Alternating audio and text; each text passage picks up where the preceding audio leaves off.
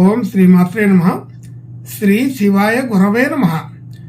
యఃకర్తా జగతాం భర్తా సంహర్తా మహసాం నిధి ప్రణమామితమాదిత్యం బహిరంతస్తమోపహం. వీక్షకులకు నమస్కారం. నేను మీ దేవులపల్లి రామకృష్ణ శాస్త్రి, ఆర్కే మాతృశ్రీ తెలుగు జ్యోతిషపరమైన యూట్యూబ్ ఛానల్. ఇప్పుడు జనవరి నెల 12వ తేదీ నుండి జనవరి నెల 18వ తేదీ వరకు గల గ్రహ స్థితి గతులను ఒకసారి పరిశీలన చేద్దాం. ధనుసు రాశిలో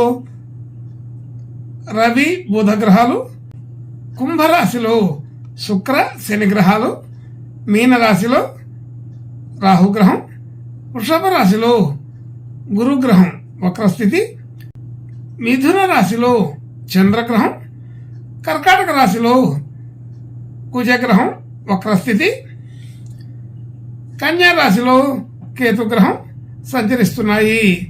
ఇటువంటి గ్రహ స్థితిని అనుసరించి ఈ వారం రాసులకి వార ఫలాలు తెలుసుకుందాం. ఓం శ్రీమాత్రే నమః. ఇప్పుడు మిథున రాశి వారి గురించి తెలుసుకుందాం. మిథున రాశి వారికి రాశిలో చంద్రగ్రహం, 2వ స్థానంలో కుజగ్రహం, 4వ స్థానంలో కేతుగ్రహం, 7వ స్థానంలో రవి బుధ గ్రహాలు, 9వ స్థానంలో శుక్ర శని గ్రహాలు, 10వ స్థానంలో రాహుగ్రహం, 12వ స్థానంలో గురుగ్రహం వక్ర స్థితిలో ఉన్నారు. ఇటువంటి గ్రహ స్థితిని అనుసరించి ఈ వారం ఈ మిథున రాశి వారికి కొంత అనుకూలమైన ఫలితాలే కనబడుతున్నాయి. అనుకూలమైన ఫలితాలు అంటే ముఖ్యంగా సూర్య బుధులు రాశిని వీక్షించడం, అలాగే భాగ్యంలో శుక్ర శని గ్రహాలు ఉండడం మొదలైన విషయాలు కొంత అనుకూలతని చూపిస్తున్నాయి. అయితే కొంత ఆలోచన పరంగా మార్పులు జరుగుతున్నాయి. అనుకున్న పని అనుకున్నట్లుగా చేయటానికి స్థిరంగా నిర్ణయం చేసుకుంటారు. మానసికంగా బాగా అన్ని రకాల విషయాల్లో తయారుగా ఉంటారు. అలాగే మాట తీరు వ్యవహారం కూడా కొంత అనుకూలతను చూపిస్తోంది. స్థిరమైన నిర్ణయాలు, కఠినమైన నిర్ణయాలు తీసుకునే అవకాశం ఉంటుంది. మాట తీరులో బాగా స్పష్టత వస్తుంది. అలాగే కుటుంబ సభ్యులు, బంధుమిత్రులు అందరితో కూడా మంచి అనుకూలత కుదురుతుంది. అలాగే అందరితో కూడా అన్ని రకాల విషయాల్ని చాలా ఓపెన్గా మాట్లాడగలుగుతారు. అన్ని రకాల సమస్యల గురించి చర్చించుకోగలుగుతారు. అలాగే గృహ వాహన యోగాదులు సాధారణంగా ఉంటాయి. పెద్దగా అనుకూలం కాదు, మధ్యస్థమైన ఫలితాలుగా చెప్పవచ్చు. అలాగే విద్యార్థులకి విద్యా సంబంధించిన విషయాలకి కొంత అనుకూలత ఉండి ఉంటుంది. సంతానపరమైన విషయాల్లో బాగా అనుకూలత ఉంటుంది. సంతానం వలన కీర్తి ప్రతిష్టలు, ధనయోగాదులు బాగా పెరుగుతాయి. అలాగే ఆర్థికపరమైన రుణ సంబంధించిన విషయాల్లో కూడా కొంత అనుకూలత కనబడుతోంది. అంటే స్పష్టత వస్తుంది. ఇవ్వవలసింది, తీసుకోవాల్సింది, చేయవలసిన పనులు అన్నీ కూడా మంచి స్పష్టతతోటే ఈ వారం ఉంటుంది. అలాగే ఆరోగ్యపరమైన విషయాల్లో కూడా కొంత అనుకూలత కనపడుతుంది. భార్యాభర్తల మధ్య అనుకూలత కొంతవరకు మెరుగవుతుంది. అనుకూలమైన స్థితినే చూడవచ్చు. అయితే ఏ విషయంలోనైనా సరే మంచి స్పష్టతగా మాట్లాడే అవకాశాలని కల్పిస్తుంది. అలాగే కొత్తగా డిపాజిట్లు, పెట్టుబడులు పెట్టడానికి ఇది కొంతవరకు అనుకూలమైన సమయంగానే చెప్పవచ్చు. అయితే ఈ సమయాన్ని అలాంటి విషయాల్లో ఉపయోగం చేసుకోవడం కష్టం అవుతుంటుంది. అంటే చేయాలని ప్రయత్నం చేసినప్పటికీ కూడా అది ఏదో ఒక రకమైన కారణంతో ఆటంకపడబడుతుంది. కాబట్టి కొత్తగా ఈ వారం డిపాజిట్లు, పెట్టుబడులు పెట్టడానికి అంత సరైన అవకాశం దొరకదని తెలుస్తుంది. ఆర్థికపరమైన ఒత్తిడులు కొంత కారణం కావచ్చు. ధనస్థానంలో కుజగ్రహం వక్ర స్థితిలో నీచ స్థితిలో ఉండడం కారణం. అలాగే రియల్ ఎస్టేటు, షేర్ మార్కెటు మొదలైన విషయాల్లో కూడా ఇదే వర్తిస్తుంది. అంటే ఉత్సాహం ఉన్నప్పటికీ కూడా అనుకూలత, సమయానుకూలత ఉండకపోవచ్చు. అలాంటి పరిస్థితి కొంత చూడగలుగుతాం.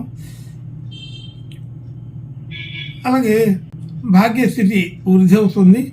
గతంలో మనం పెట్టిన పెట్టుబడులు అవి అన్నీ కూడా కొంత ఉపయోగపడే అవకాశం ఉంటుంది. గతంలో చేసిన పనులన్నీ ఒక దారికి వస్తూ ఉంటాయి. అయితే ఉద్యోగ స్థితిని గురించి అనుకూలత బాగానే ఉంది. అయితే విదేశాలకు వెళ్ళడం, విదేశాల ప్రయత్నం చేయడం అలాంటి వాళ్ళకి ఇంకా బాగా అనుకూలపడే అవకాశం ఉంటుంది. మన వృత్తిలో మంచి గుర్తింపు కలిగే అవకాశం ఉంటుంది. అయితే ఆలోచనాపరమైన విషయాల్లో కొంత పరిధి దాటి ఆలోచన చేసి కొంత అతిశయోక్తిగా ఆలోచనలు ఉంటుంటాయి ఉద్యోగ విషయాల్లో. కాబట్టి మనం అనుకున్నంత పెద్ద స్థాయిలో అనుకుంటే సాధారణ స్థాయిలో జరుగుతుంటాయని అర్థం. కాబట్టి కొంచెం జాగ్రత్తగా ఉండాలి. అయితే మితిమీరిన అంటే చేసిన దానికంటే ఎక్కువ చెప్పుకోవాల్సిన అవసరం లేకుండా చూసుకోండి. ఉన్నది ఉన్నట్లుగా మాట్లాడటం, చేసినది చేసినట్టుగా చెప్పడం జరిగితే బాగుంటుంది. కొంత అతిశయోక్తులే ఎక్కువగా కనపడుతూ ఉంటాయి. అది అట్లాంటి వ్యవహారం అంతా కూడా కొంత బయటపడే అవకాశం ఉంటుంది. అలాగే ఉద్యోగ స్థితిలో చిన్న చిన్న మార్పులు జరిగే అవకాశం కూడా ఉంటుంది. అంటే అదే కంపెనీ, అదే వ్యవహారాల్లో ఉంటూ కూడా చిన్న చిన్న మార్పులకి లోనయ్యే అవకాశం కూడా ఉంటుంది.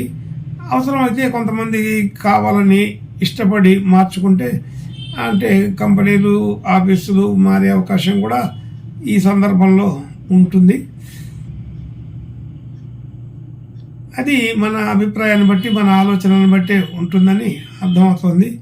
అంటే ప్రయత్నపూర్వకంగా చేసే వాటికి మాత్రం అనుకూలత ఉంది అని అర్థం.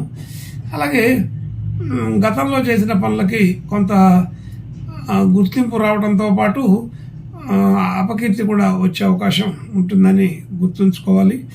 గతంలో చేసిన విషయాల్లో అంటే ఆఫీస్ విషయాలు, అలాగే ఉద్యోగ, వ్యాపార, వృత్తిపరమైన విషయాల్లో కొంత గత అనుభవాలు ఇబ్బంది పెడతాయని తెలుస్తోంది. అలాగే కొంత కీర్తి సంబంధించిన విషయాల్లో కొంత మైనస్ ఉందని తెలుస్తుంది. అలాగే అనుకున్న పనులు అనుకున్నట్టుగా చేయడంలో మాత్రం ఈ వారంలో కొంత విజయం పొందగలుగుతారు. అన్ని రకాల విషయాల్లో కూడా కొంతవరకు మధ్యస్థమైన ఫలితాలు చూడగలుగుతామని తెలుస్తోంది.